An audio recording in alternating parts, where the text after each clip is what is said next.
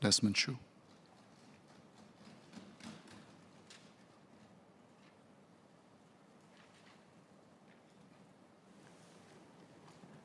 Mr. Speaker, thank you for allowing me to join the debate. Now, indeed, workers and unions are concerned about the rising cost of living, the need to adapt to new ways of working. But their primary concern has always been, can their wages and income keep up with rising costs of living? Would the increase in GST worsen the cost of living problems? The anxieties are real and lived, and workers also clearly understand that higher costs are here to stay and longer-term solutions are needed. The time-tested solution is a three-pronged one. Firstly, timely assistance during exigencies. 2, sustainable wage growth in the long term. And 3, moderating cost of living. Allow me to take them in turn. The labour movement is thankful for the October 22nd $1.5 billion cost of living support. Now, this was in addition to the $1.5 billion that was given out in June 2022. Now, these short-term packages help to blunt the impact of sharp increases in costs during unprecedented inflation globally. We are also mindful that the assurance package will still be in place to support workers when GST kicks in next year. It was $6.6 billion, it will be boosted to $8.0 billion. Now, workers are assured that if inflation remains high, government will continue to support them. Now, my fellow Labour MP, Ms. Yoan Ling, will share how these packages have helped our lower wage and our self-employed workers to cope. Now, we cannot rely on special packages indefinitely. The lasting solution is we must keep wages growing ahead of inflation, sustainably. We appreciate the cost of doing business have increased. Singapore is a price taker for virtually any items we import. We are price takers for most of our factors of production. Therefore, we must not lose sight in driving productivity. We need to ensure that there's continued investment in companies and workers so that our economy is vibrant and productive. Only when businesses do well can our workers enjoy sustainable wage gains. Now, training is essential to help our workers get those better jobs and better pay. It is tempting to reduce training costs during such times, but these are longer-term investment in our workforce that will reap longer-term benefits. We hope that the government will continue to fund and maintain the Skills Future movement. We will also need businesses to rethink business models to capitalize on technology to increase productivity. NTUC has embarked on proliferating the setup of the company training committees to foster an agenda transformation at the firm level. Now, this was done in partnership with the government. These 2,500 CTCs, by the end of 2025, will develop the Operation and Technology Roadmap Program, or OTR, with companies. OTR can assist businesses to use innovation and technology to move out the value chain. Workers can be more productive as a result. Now, particularly, I urge SME owners to consider participating in OTR programs. SMEs hire the bulk of our workforce and are instrumental in helping a large proportion of our workers to get better wages. Eligible SMEs may apply for grants extended by Enterprise Singapore to offset up to 80% of OTR costs. The government and the union stands ready to assist both workers and enterprises at every step of the way to boost productivity. We are not merely idle observers of rising costs. We can't determine our own fate. Now, raising productivity is key, but we must also make sure that gains are shared fairly and equitably. Now, this is an important tenet of our social compact. There are workers, especially lower wage ones, in sectors where market forces might work against them. PWM has helped these workers to be paid better. It also helped to keep wage disparity tighter. It has served both economic and social purposes. We have expanded to the retail sector, and workers will see around 8.5% wage increase. We will expand into the food services and wage management next year. We will need to study expanding into other areas more rapidly to help our lower wage workers. Now, the support from the government via the Progressive Wage Credit Scheme to help businesses cope with the increased cost of wages are vital in the interim. Throughout the period of the PWCS support, I hope businesses will use this period to devise new ways to attract local talent and increase productivity. Businesses should tap on grants to increase productivity. Examples of these grants, there are a lot of them, that seek to increase job productivity. They include the Productivity Solutions Grant, which offers up to 80% support in the food and services and retail sectors. There's also the NTUC Company Training Committee Grant, which provides funding support of up to 70% of qualifying cost for each project and aims to enhance business capabilities. I hope that the tripartite partners will persist in the implementation when the easier path might be to delay them in the face of rising costs.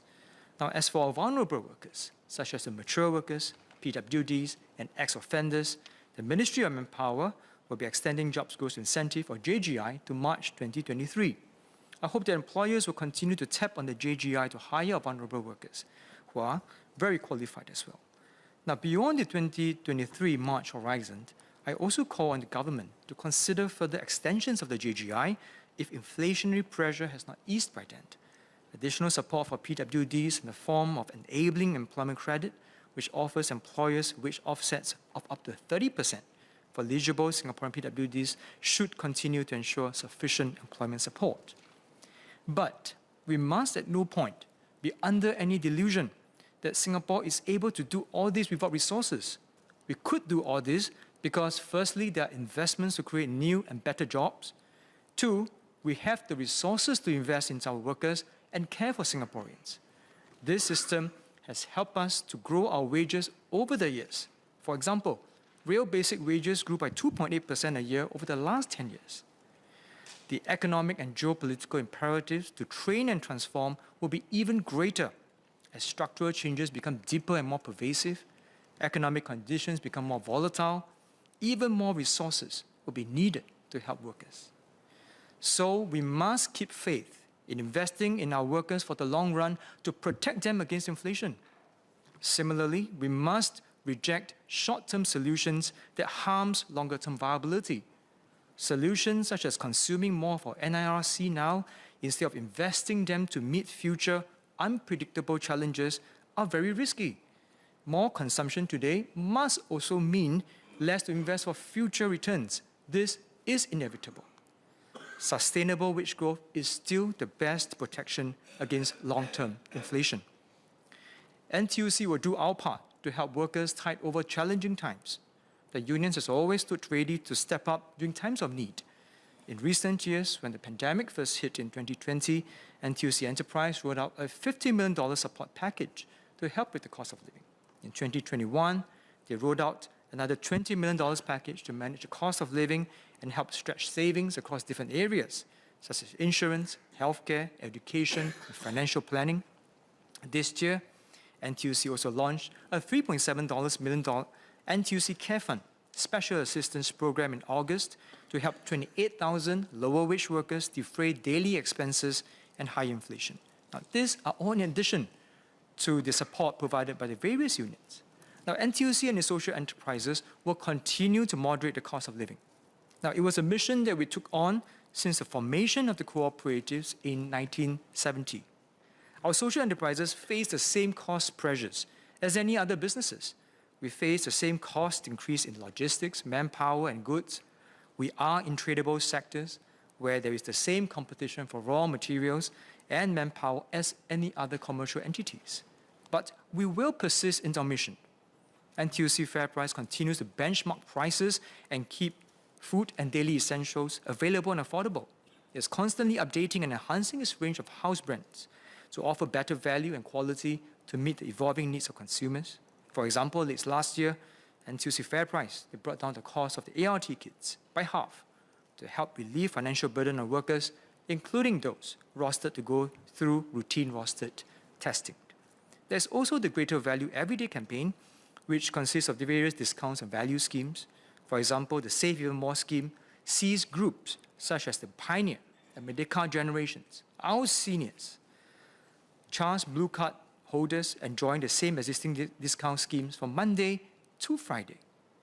Now, Kopitiam and NTUC Food Fair launched a new initiative in May this year to help workers access cooked food and drinks at lower prices. By the end of this year, 2.4 million NTUC members and NTUC Link members will be able to benefit from 10% savings when they use the NTUC FairPrice app for purchases at Kopitiam.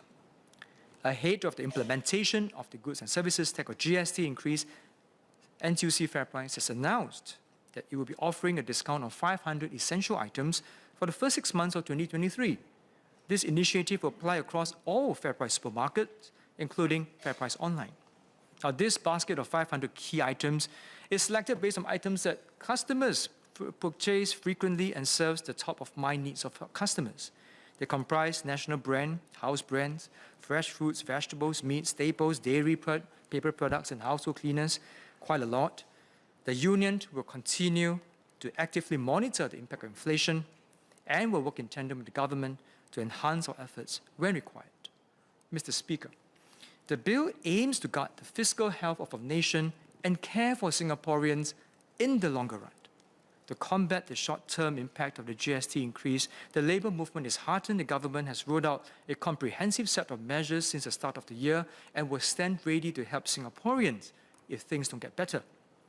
And the Labour movement will complement the government's effort to help Singaporeans cope. NTUC, along with its social enterprises, will continue to ensure that our workers and family have accessible, affordable, and quality goods and services. We believe that a longer-term and more sustainable approach for workers and businesses to cope with the rising cost of living is through boosting skills and capabilities. We stand committed to work with the government to help workers stay relevant with training and help businesses do even better. Mr. Speaker, I support the bill. Order. I propose to take a break now.